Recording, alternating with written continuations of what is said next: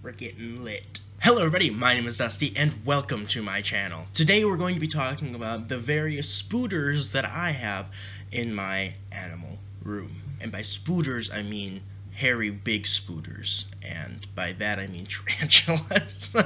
Last year I decided I wanted to get something that I have never had, something that a lot of people that I know have, and something that I've been kind of interested about for a while but haven't been able to make that leap into actually owning it. So I went to my local pet store and I found one that was just perfect. Spicy meatball. And ever since that day of getting that spooter or tarantula, I have been slowly accumulating a couple more. The reason I really wanted to make this video, one, was to tell you some of the mistakes I have made while keeping the tarantula, but two, to kind of just show off that I actually do keep tarantulas, and that they're actually a really cool pet to have if you're looking for something that's low maintenance, but also has a big personality. First ever tarantula that I got was a sling. It did not go over very well. It was a rose hair. I really wanted a rose hair, but I couldn't find an adult, so I ended up getting a sling, and it ended up passing away shortly after I got it, just because I had no experience with tarantulas whatsoever. So I went back to the store, and I ended up picking up a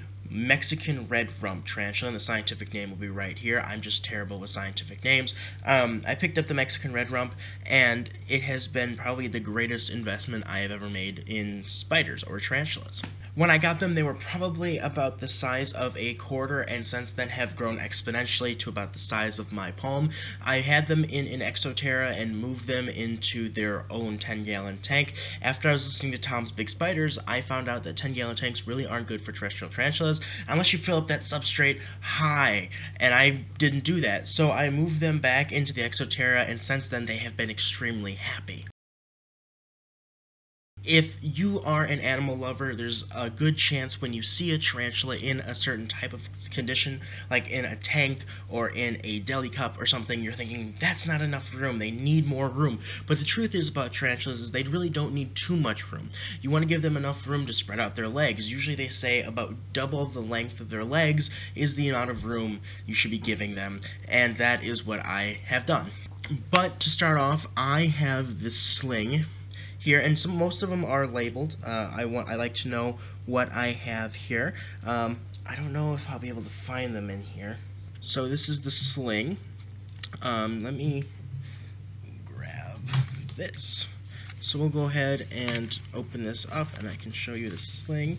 So they do have their water container right here. They like to hide under the water container, so we're gonna have to move that and see if they're under there. Let's take this off. Oh, they're there. They're there. So this is my little desert blonde. If you like desert blondes or you don't know about desert blondes, Tyler Ruggie has a desert blonde. I ended up with a sling because I couldn't find an adult. They are really cool terrestrial tarantulas. They're currently eating adult crickets. They can take that down in a heartbeat. Remember, they do drink water, so that's an important thing to remember. So I do give them a water dish, which is empty right now, but they do get a water dish. But they're a really cool tarantula. I always recommend terrestrial tarantulas as your first tarantula. They tend to be a little bit easier, at least in my experience. They don't have as big of a freak out when you take them out of the container, mostly because they don't really sling webs that often. So with a terrestrial tarantula, if they swing webs, and you rip the web off, they are obviously going to become upset. So this is my little sling. They're adorable. They're going to be eating soon again. I might be doing a feeding video eventually, but for now, this is my desert blonde. Kind of what I was talking about with deli cups. This deli cup might actually be a little big for the sling, but again, they're doing pretty good. I've been making sure that they're drinking water. With tarantulas, you don't need a sponge for water. That's actually a big misconception. They'll drink it right from the container. So this is my desert blonde. Next up, we have this container, and you can see the tarantula is right here. This is a pink toe. I'll put the scientific names for all of these, obviously, right over them. But this pink toe is actually the first arboreal tarantula that I've gotten, and it's a sling. As you can see, when I was talking about webs, they're all in here. In order to give this tarantula water, I moisten down the webs, and they drink the water off the webs. This is another one, too, that's eating pretty large crickets. I do take the crickets out after a day if they don't eat them, and I re-put them in every day until they eat them, just because crickets can cause stress for them. So I take the crickets out if they don't eat them, but usually they do. It's not too big of a problem. These two tarantulas really don't have names. They've just been kind of being raised not together, but at the same time, so I don't really have names for them. If you do have name suggestions, you can leave it in the description down below. But the reason why I don't actually give them names is because there's absolutely no guarantee they're going to survive. And if something goes wrong, I would hate to have them named and something go wrong. So those were my two slings, and I do have my Mexican red rump Webster over here, and I'm going to pull them up right now. So my Mexican red rump is in this nice little Exoterra. They have pretty much lived most of their lives in this Exoterra, besides the short period when they were in the 10-gallon tank. Everything that's in here they've pretty much grown up with, which is really cool. Okay, so this is the Exoterra. Mexican red rump is in here. They're kind of just in the back. So what I'm going to do is they need more water anyway. So again, I don't handle my tarantulas. I don't think there's any purpose to handle them, but I do go in and give them water, and I feed them I try to feed them every week.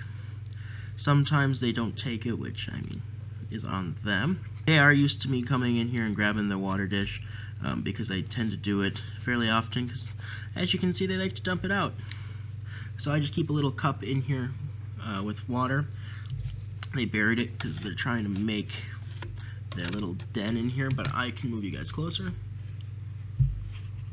I'm not going to try to poke them and get them to come out, just because I don't want them to feel uncomfortable, but what I can do is get another light. You can kind of see the Mexican red rump a little bit better. You can tell where they get their name from, because they actually do have that red rump. They eat full-size adult crickets and dubia roaches. This guy can really tackle them down and eat them with no problem, so if I ever do a feeding video, I'm definitely going to do it with them. They're always hungry and rearing to go.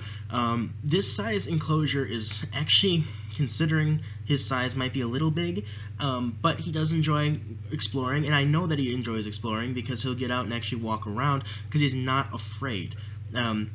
That's the big thing here, is if your tarantula is afraid or doesn't feel comfortable, it's not going to get out, climb around, and walk around. This guy feels really comfortable in here, so he'll walk around, he'll go find water, he'll actually do things. If he was scared or afraid, he would not come out, he would not drink water, he'll just kind of hide.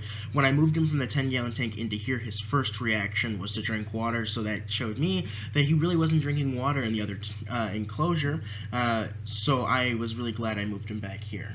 But guys, that is the extent of the tarantulas that I have. I do want to expand more and get different types. My plan is to get another adult one in the coming weeks. I want to get one that's a little bit older. I'm still looking for a rose hair. What I do is I tend to go on Craigslist a lot and peruse through the ads and see if there's anybody that has any that I can go and pick up. There have been a couple in the past, and I regret not going and getting them, but I do have plans to go ahead and get one if I find it in the future. But if you guys have any questions relating to tarantulas, you can always leave in the comments down below, and hopefully I can answer it, or if I can't, somebody else can. I'll leave a link in the description of all the different types of people that I watch that have tarantulas and keep arachnids. I think there's a lot of great educational channels out there, and there's also a lot of entertainment channels, and I'll leave those in the description down below. But for now, guys, I hope you enjoyed looking at my tarantulas, and I hope you enjoyed some of the information I gave you. If you have any comments on some of the care I'm doing, make sure you leave it in the comments down below. I always love adapting and helping out, making sure my pets and my arachnids are cared for properly. I'm still new. Again, I've only had tarantulas for about a year, so there's still lots to learn, and I'm excited to continue learning. But I hope you have a fantastic day, a fantastic week, and I will see you on Tuesday. Bye, guys.